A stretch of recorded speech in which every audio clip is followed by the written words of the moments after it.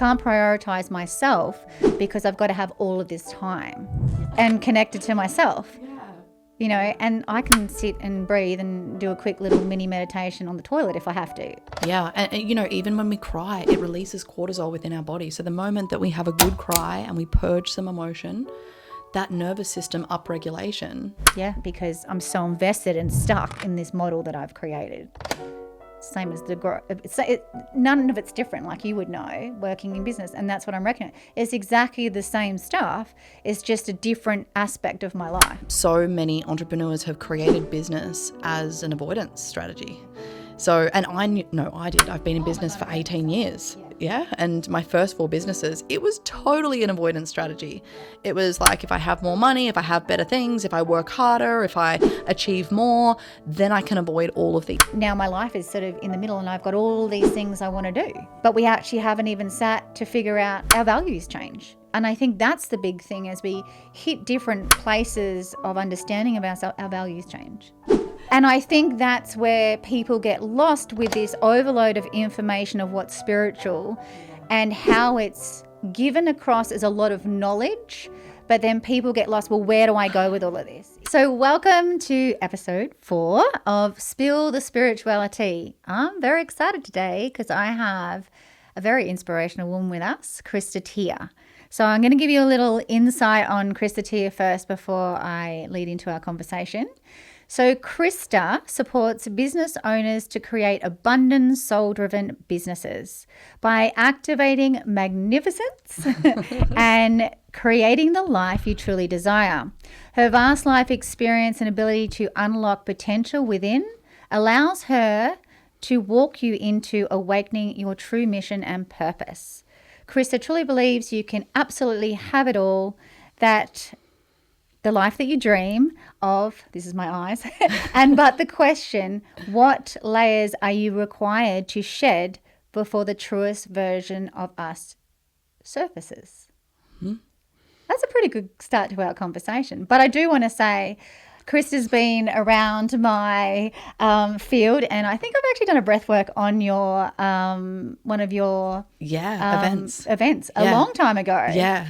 And then we've kind of been around each other, and then all of a sudden we were connecting again. Yeah. So it's been really nice. So welcome. Yeah, thank you for having me. Episode 4. And I really think that's a lot of why I'm drawn to you all the time, even in how I see you show up online, being a solo mama, which I can really relate to, being a solo mama too. Yeah. And navigating business, life, but parenting in a very specific way, as well as working a very specific, authentic way in your business. Yeah. It's not just showing up a certain way for others. You're actually living this way. It's not a performance. We've been talking about this. Not a performance in the way that you show up, because you're actually really living this way. Yeah, absolutely. And I think that's something maybe like you were talking about, shedding the layers, what is under the surface of truly embodying the life you want or performing the life that you want for others. And I think that's something that we've talked about in not only relationships but business and things that conversations come up. And I notice it so much as we're evolving and we talk about spiritual community, and on this podcast we're talking about Spill the SpiritualiTEA, meaning spiritual, but I think we've lost what spiritual really means. Yeah, and it's not a performance. Yes. And I think that's where people get lost with this overload of information of what's spiritual and how it's given across as a lot of knowledge, but then people get lost. Well, where do I go with all of this? To me, it's inside. Of course. And it's more so what we do behind the scenes. You know, my spiritual practice and my connection with God, you know, is what it is for me, or the universe or source or, you know, whatever your belief, that has been a priority for me throughout my whole life. And my spiritual practices have been something that I haven't necessarily displayed openly online, because I feel like it's this personal experience that I have to have first and foremost, rather than being a performance that I share with the world. You know, and I think that it's so easy for us. And what we were speaking about earlier is like, it's almost like people, I mean, most people are operating in their life from a facade. You know, it's what they think they need to be in order to be loved and accepted. And so they go from, let's use, you know, what I used earlier, the influencer facade, where it's, you know, posting bikini pics and, you know, showing up in this way that's going to attract a lot of validation and significance and attention and get the likes and get the comments. And then all of a sudden there's this awareness of this, you know, maybe spiritual life that, you know, they want to embark on. And all of a sudden we drop one facade and put another one on. Yeah. So you know, we go from bikinis to marla beads. Yeah, exactly. Marla beads and hippie pants. Yeah. And one of the greatest things that I've learned, and you know what, when I was actually, I opened a salon when I was 18 years old, and I started really delving into Buddhism and I guess getting an understanding of the way that a Buddhist lives. And I went through that myself, where I went from, you know, being this stereotypical hairdresser, very high fashion, to, oh my God, now I've got to wear marla beads and hippie pants. And that makes me more something spiritual. Totally different. Yeah. And I think, I mean, there is a transition into starting to open up to, like, obviously how you want to feel in the way you dress, to what you're starting to attract and have in your environment. Yeah. Obviously that's the start. But I even remember, because, I mean, I was lucky enough, my stepmom's been a mentor in my life. So she came into my life when I was 10 and she's very spiritual and she channels and she's an artist. And so I was very lucky to have someone kind of introduce. My first book was The Way to a Peaceful Warrior, Dan Millman. That was when I was 10. Wow. So, and I was like, what's going on in this book? Yeah. And it was so weird. And I always questioned everything anyway. So she just was like this piece that kept making me question things. And so, and she always had Buddhas and, you know, crystals and just so opposite to my mum. And I was like, oh, then it really resonated with me. Even though she was very different, and I'm literally opposite to my mum, not necessarily as loving and mummy-ish. She was very much a strong, independent woman. She was one of the first women signwriters in Australia. And so she's lived in a very, you know, man's world and very independent and very strong. And so it was a very contrast of women for me that I've noticed in my world. But like you said, coming back to that, she introduced me to that really early. So it was part of my life. Yeah. That just, which I think our kids will probably have, that it is growing, it grows with them. They will have this and will be embodied with it. Whereas I think a lot of us, when we start the path, and I remember going 18 being, why don't you know all of this stuff? And but then it was more knowledge than experienced wisdom. Yeah. And I think that's the difference. When I was still angry but sprouting off everything that I'd read and what I knew, there was no lived experience to have let any of that go. I was just using the knowledge but still repeating the same internal dialogue within myself. And I think that's what we're seeing at the moment is there's a lot of knowledge that's being shared, but not of a lot of embodied wisdom of, yes, I have experienced this, I do know this, but I've actually used it and transmuted what has kept me there to really be something different, not I've just put on the marla, you know. The marla beads and the hippie pants. Do you know what I mean? Well, you know, something that I've said for a while now is I believe that true spirituality is only about refining our condition of love. 100%. That's it.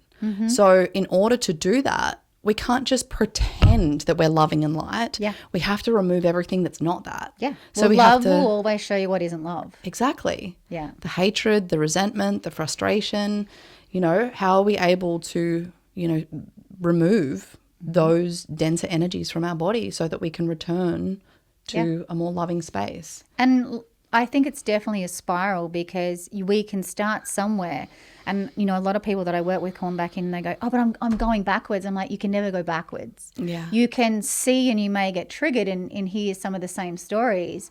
But if you've really worked through it and you have let go, there'll be less, the energy will be less, but you will probably be in a different awareness to meet a deeper part of yourself. Totally. Yeah. And I found that's the deepening of the wisdom, of the understanding, when you can let it go.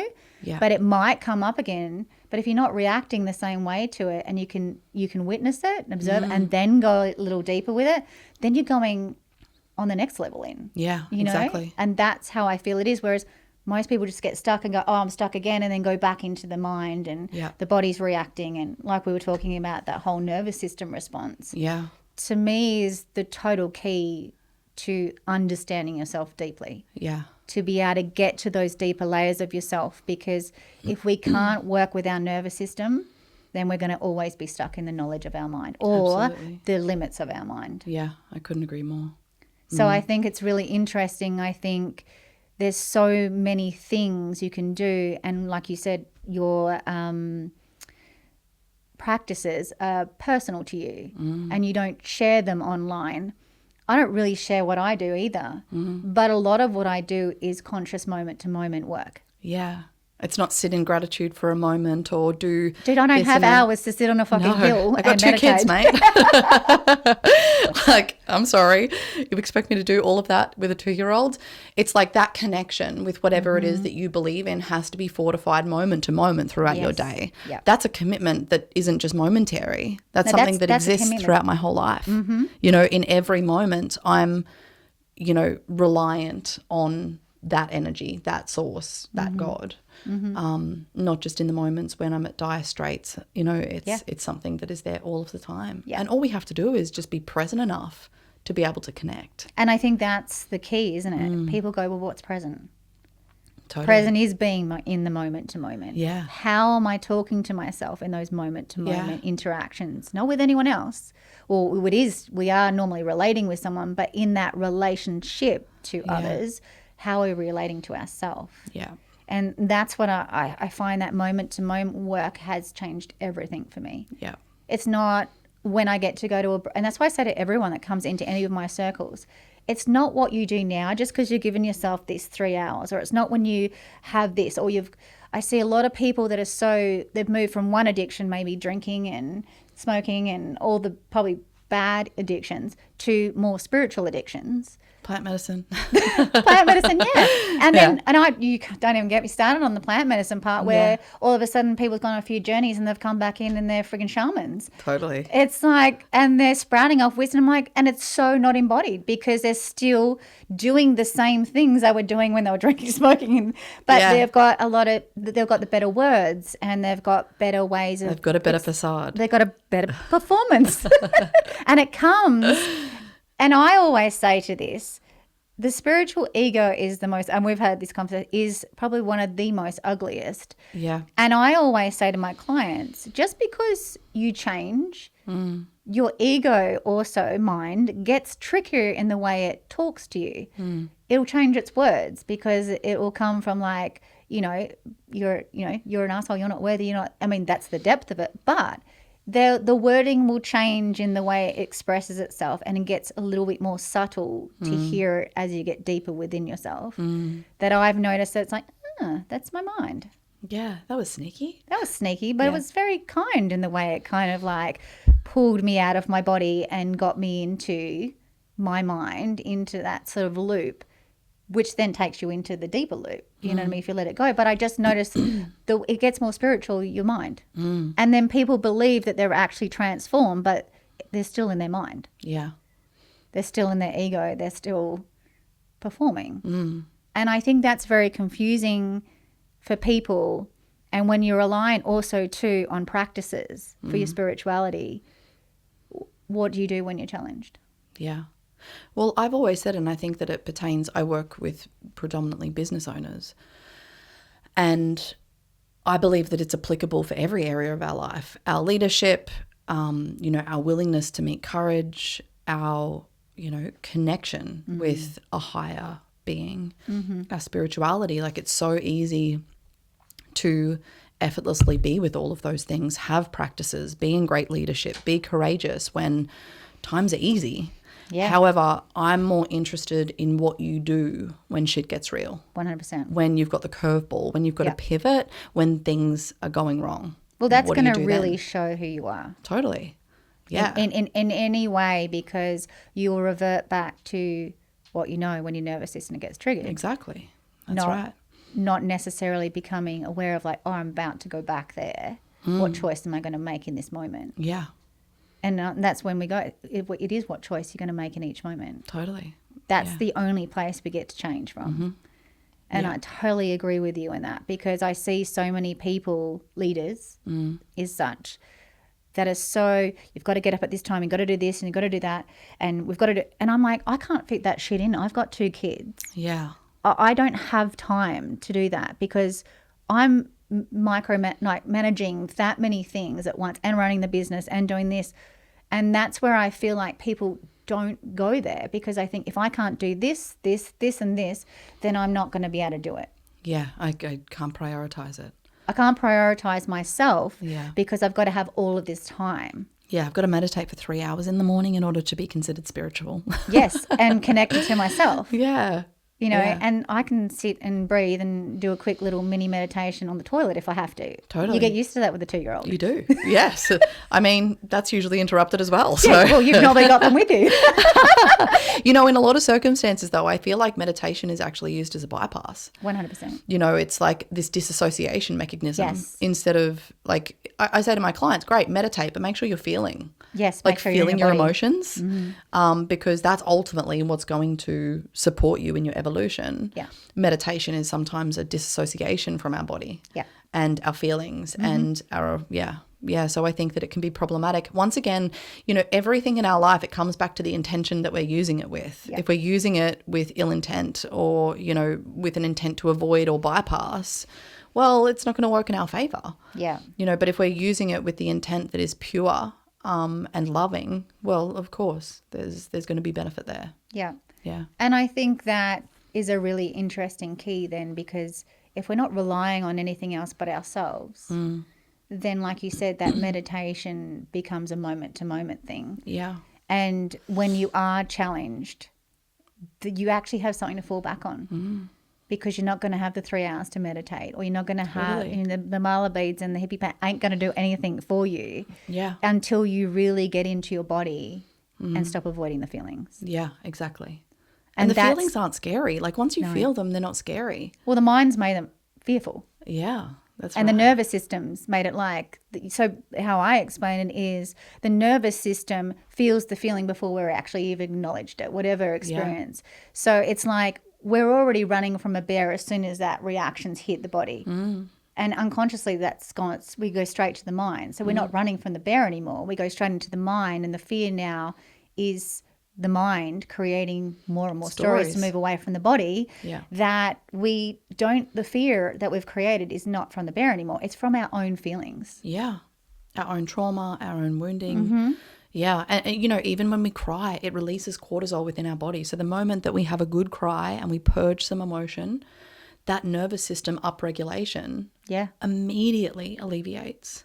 And so, you know, my children, they bear witness. So many people have the opinion of like, well, don't show emotion in front of your kids. I'm like, no, I cry in front of my kids all the time because I want them to have full permission that that's okay. Like, yep, we can be excited, we can be grateful, we can be happy, and we can also be really angry, and we can be grieving, and we can be sad and frustrated or feel guilty that we've done something. You know, like the full spectrum of emotions is welcome within my home. And so my kids will often see me just burst into tears.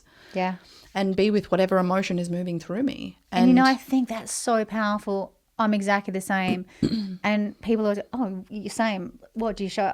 I say, I let them know what I'm feeling. Yeah. I say, look, I'm really struggling today. Yeah. And I'm a bit emotional. And, you know, don't take it personally, but this is how mum's feeling today. So you're really aware of what's going on. Yeah. And they don't fear it. But also, too, their anger and their emotion is fully welcome as well. Yeah. You know, and if I've got it wrong in the moment and the way I support them, I always come back and I'll go, I missed that. I didn't understand what you needed. And, you know, I'll explain to them that I'm not always going to get it right. But the fact that they get to be it, and you'll know, having a little boy now, there's a lot of anger. Yeah. That they need to know how to move through their body in a really positive way. Yeah. And not project it. Totally. But they get it. Like, it's amazing because we've been conditioned, you know, our generation and past generations have been conditioned to avoid emotion, or if you're going to cry, go to your room, or, you know, or if you're going to cry, I'll give you something to cry about. I was told that on a very regular basis. And I even said to my son is 2 years old and he is having these surges of testosterone on a very regular basis. Yes. And he'll just come up and be like, blah, and maybe like hit me and I said to him the other day, hey, it's cool if you feel angry. However, can I show you what we can do so that you can let go of your anger?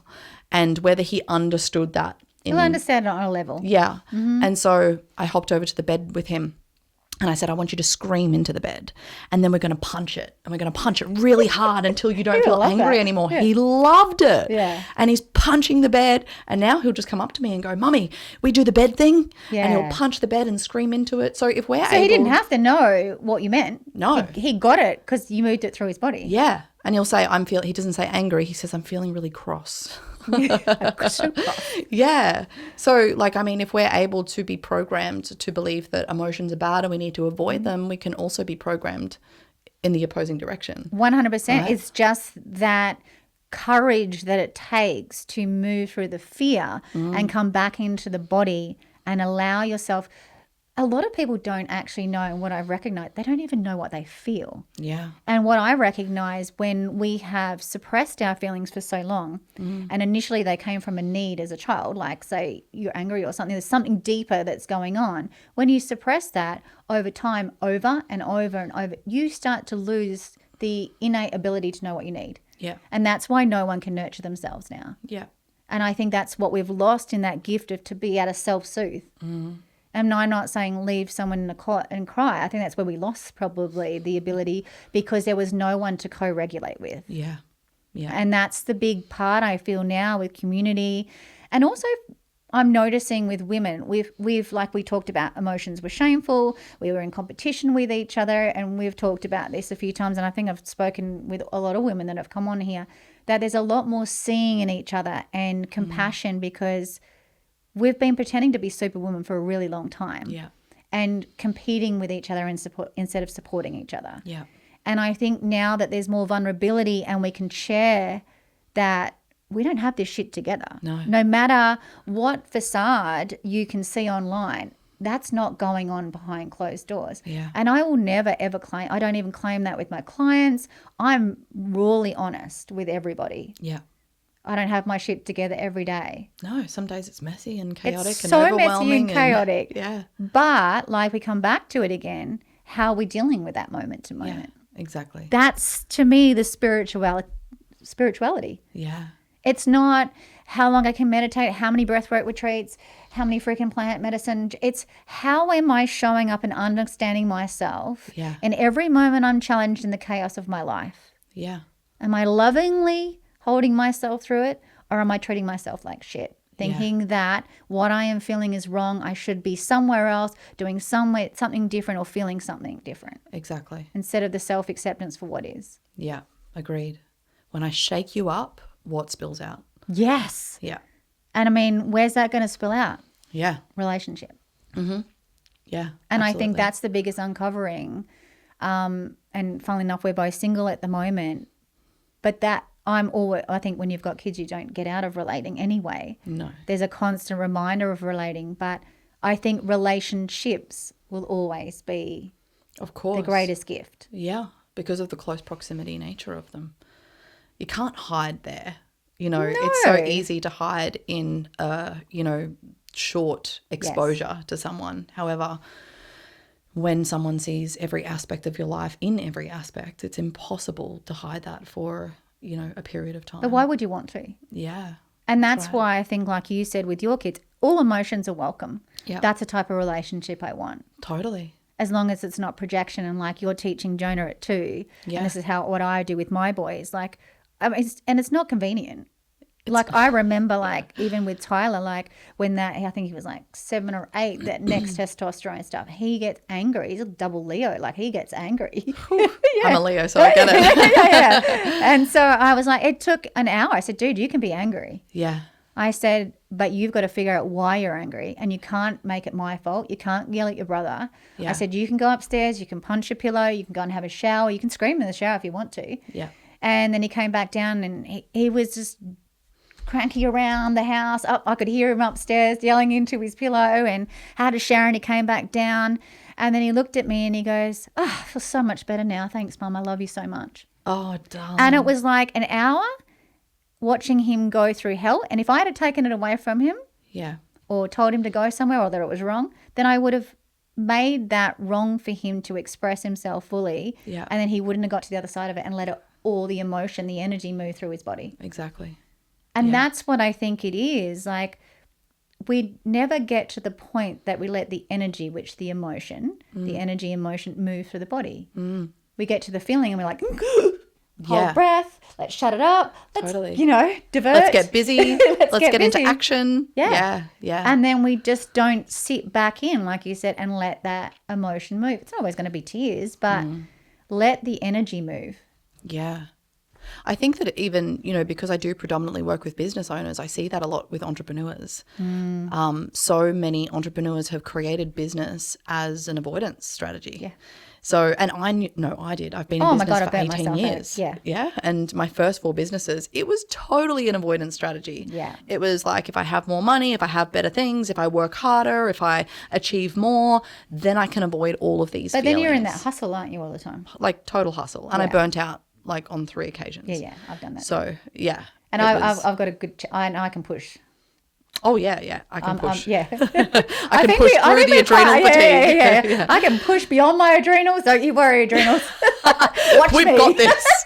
We've got this. Keep going.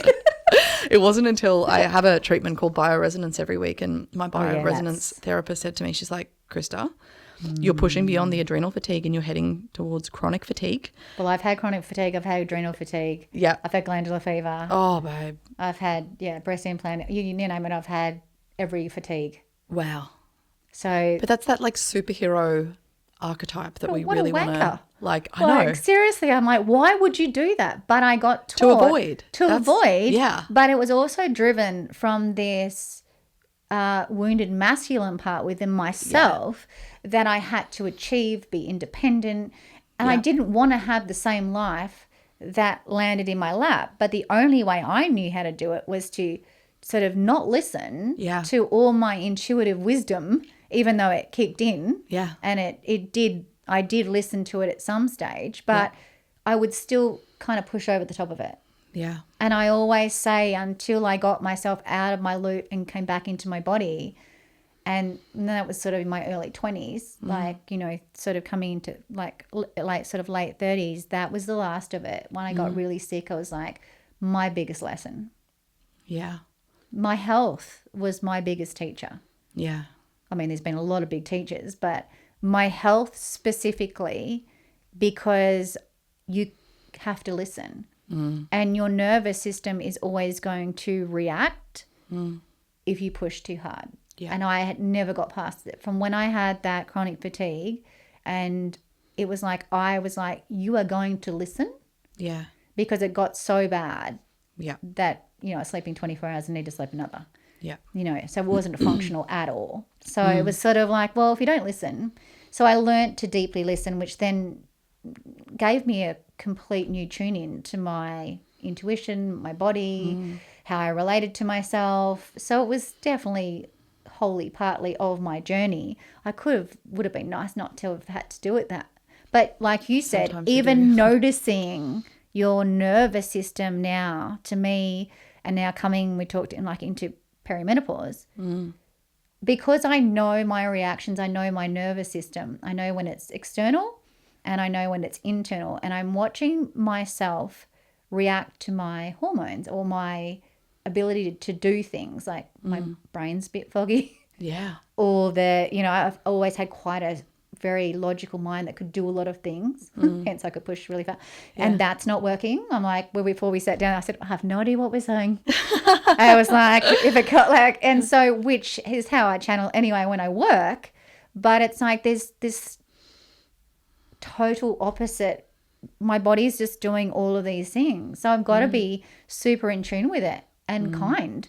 Yeah. Because it's doing shit that I don't want it to do. Yeah. But if I keep reacting, going, why, this is shitty, how come, why can't I fit into my pants at the moment?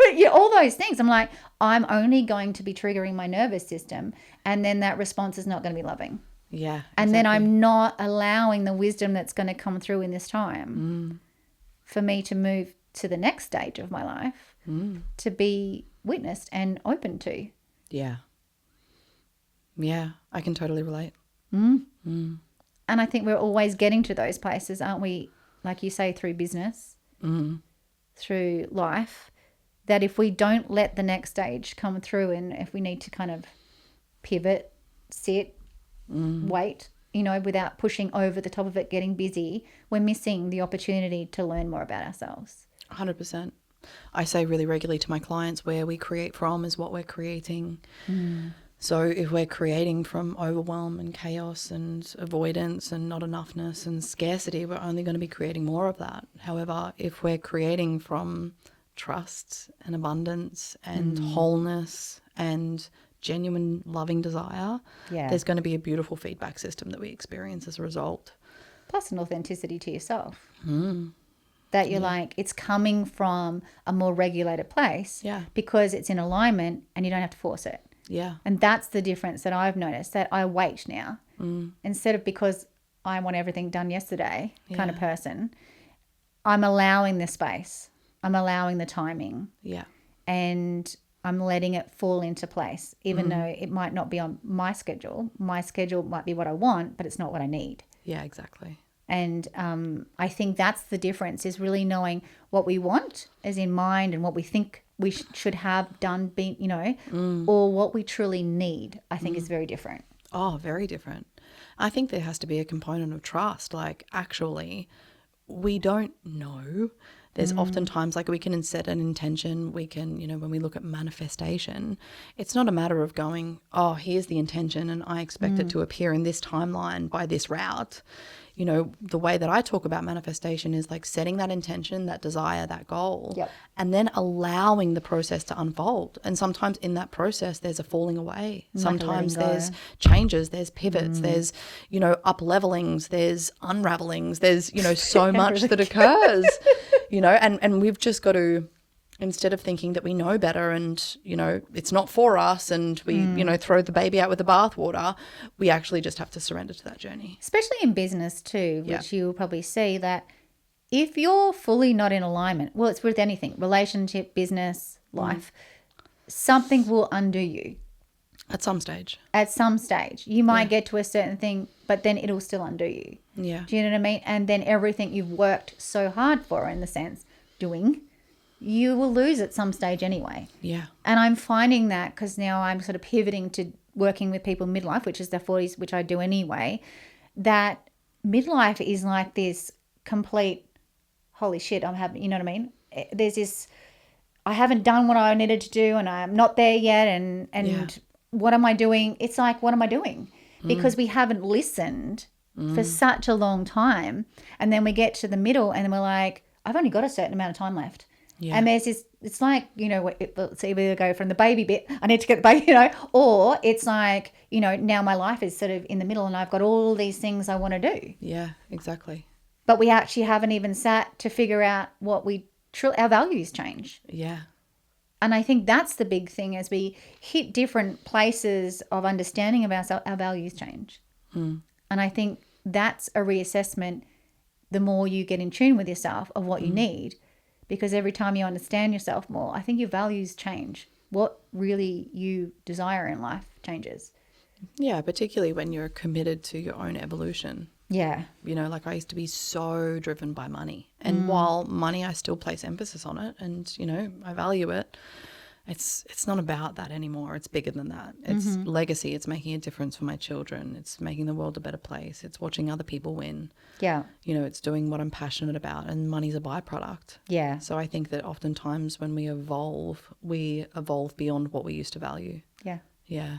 And I think that's a reoccurring thing. And I think people even find letting go of that old version because they'd put so much energy into this version. They're so rigid on it. It's like, but if I let that go, it's everything that I want. You know what I mean? It's my whole identity. It's my whole identity. And I think that's part of this journey, is don't get attached to it. Yeah. Because it'll shift and move at some stage. Yeah. And even if you stay in it, I'm watching this in some of my clients, they've been in a relationship for a really long time. Sometimes if you've been in a relationship, you have to kind of let go of that version of the relationship also to re-enter in a new commitment together. Totally. And I think that's what it is of yourself all of the time. Yeah. As you keep evolving and it's getting faster and faster, I'm like, oh, you're different again. It's like it just feels like it's moving so fast. And we were talking about before, everyone feels so erratic and everyone's nervous systems, and being super sensitive, you feel it more. And I think the super sensitives are getting super sensitive, and we're noticing it more and reclusing a little bit. But also too, I think the energy's moving fast. We're changing faster. Life is changing faster for the best, in the sense of like, it's moving out these old, unworthy programs and beliefs, and it's purging on a collective level. So I think that's why it's getting really ugly and uncomfortable for everyone. Yeah. But also, we just need to bring it back into ourselves. What are we? Who are we? How are we understanding ourselves? What do I need to let go of? And keep moving with that next version of ourselves. I think like the world is I mean, the way that it's been set up by the hierarchical structures that we have in control of the world is to keep all of us busy, because while we're busy, we're blind. 100%. So it's like... And that's what I love about you, and when I listen to you, is like how you've set your business up, even being a solo mum, that there's time. Heaps. I only work 10 to 15 hours a week, and I don't have a financial ceiling. I'm uncapped financially while working 10 to 15 hours a week. And That's this rare. is where I've gone to the old model. Yeah. Probably being older too. But it's still like that. There has probably still been this work hard, get to the next step kind of thing. Oh, and I used to be like that. Yeah. Yeah. And not playing it smart. I've tried to, but not having the tools sometimes, and then working so deeply connected, there's no chance to expand. Yeah. You get to these spaces when you work for yourself that you're literally working a job for yourself. Totally. You're like a well-played employee. Oh, yeah. And that's where, I was talking to you about. And for me, I'm like, how can I be doing this now when I'm 52 and I know more? But I've tried, and I think there's a little bit in me that I've tried, it didn't happen, so I've had to pivot fast, and not necessarily in the direction I probably needed to give it time to create. Do you know what I mean? Yeah. Because there's been part of me in survival still. Yeah. And that's where I've worked in the last probably few years, around this survival nervous system stuff with money. Yeah. It's so common.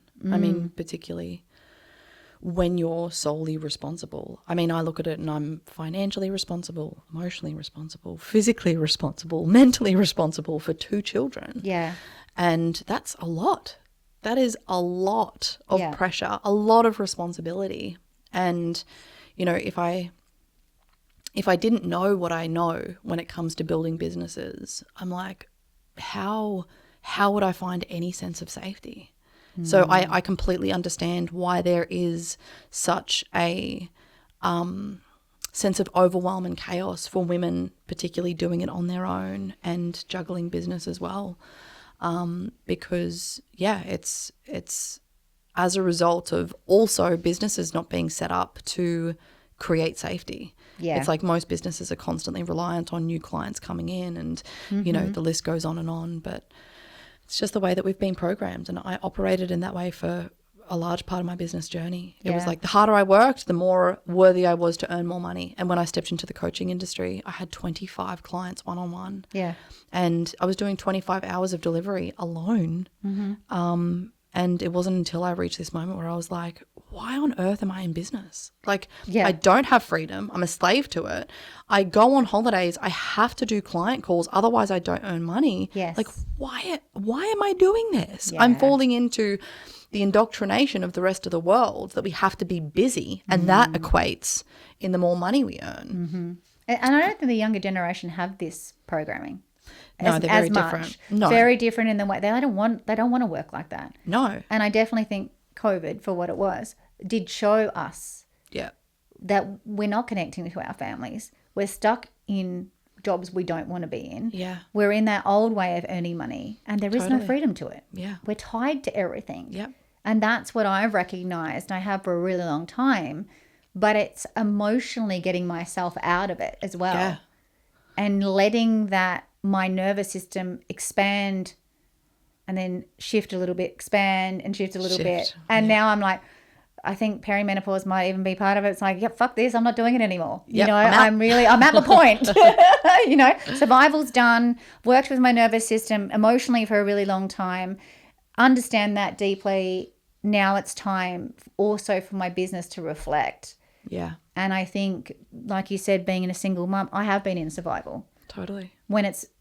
And the way I parent, I've just had to keep moving the way I knew that was the easiest to navigate what I was doing. Yeah. And I've done it, but I'm exhausted. Yeah. And now it's time. And it's uncomfortable. I'm in the uncomfortable next shift of stepping into all these things I've wanted to do for a really long time, but had the excuse that also too, I'm too busy and I can't because I'm so invested and stuck in this model that I've created. Yeah. Same as none of it's different, like you would know, working in business. And that's what I'm reckoning. It's exactly the same stuff. It's just a different aspect of my life. Yeah, absolutely. And it's always going to be uncomfortable when you're at that precipice point of like, oh, if I let go of this, story, Yeah. you know? But the more that we can meet those precipice moments in every area of our life and courageously just move into it and step into it, just not 10 steps ahead, just one, the more that we're able to create transformation. Yeah. But if we're constantly doing what we've always done, we can't expect to experience anything different. And I think that's the key, really. Yeah. Not just, I think in every aspect. Yeah. Even in coming back into this whole spiritual idea of the journey, is it's one step at a time. Yeah. One moment at a time. Yeah. One breath at a time. Some Exactly. days. That's right. And some days it is one breath at a time, one moment at a time. And people go, I don't have time. But you do. You do. Because you are the only person, no one's coming to save you, that can change your life. Exactly. Yeah. And even, you know, I find myself with a 2-year-old, sometimes it can get really chaotic. Oh, yeah. And I just I remember. literally, I understand the excuse of I don't have time. Yes. I don't have a lot of time. No. You know, he doesn't go to childcare. No. He's with me 24/7. Yeah. And so I get that excuse. And it's a choice to be the best I possibly can be in each and every moment. And that requires me to maybe just go and take 2 minutes to take some deep breaths, to feel my feelings, to come back to my heart, and then to approach a situation better. Yeah. And I think, like you just said, then we're not always going to have the perfect life to make the change. No way. And I don't think it comes from perfect. And there's never going to be the right timing. No. But in the moment, you can make the change because you're making a different choice. Totally. And that can be going away for a few minutes, recentering, realigning, coming back to your body, taking those few breaths to calm your nervous system down and get from your head back into your heart and go, what am I actually feeling? Yeah. What am I reacting to? And then calming that and understanding and validating that emotion. So then you can walk into the situation and tackle it differently. Exactly. And that's work, kids, relationships, Every everything. aspect.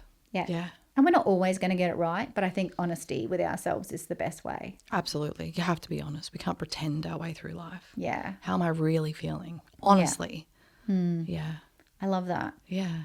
And I think that's probably a good way to wrap it up too. Yeah. Because I know we started a bit late. We got little children to get. But I love that. And I love that that's how you share business too. And it's how you show up in life. And I want everyone to see that they can have it all, like you've said, but it is the way that you're showing up for yourself. Totally. And it's how you're relating to yourself, but that changes everything in your life. And that's my next step with my business as well, because I want it to also be authentically me. Yeah. Because at the moment it's not. It's like I moved. Yeah. But my business didn't. Your business has everything to catch else. up. Everything else has changed. Yeah. And now that's ready to catch up. Yeah. And I think it's allowing that uncomfortable to be okay. Yeah. Yeah. Knowing that's the catalyst of change. Yeah. Thank you, my darling. Thank you for having me. We're definitely going to have to come back next time. We'll do another one. We'll do another one. Yeah, I'd we'll love get that. into some deeper stuff. And Yeah, cool. Yeah, I'd love that. Yeah. And Thank I'm you going for to see you having me. Saturday for a girl catch up. Thank you, my darling. Thank you. See ya. Bye.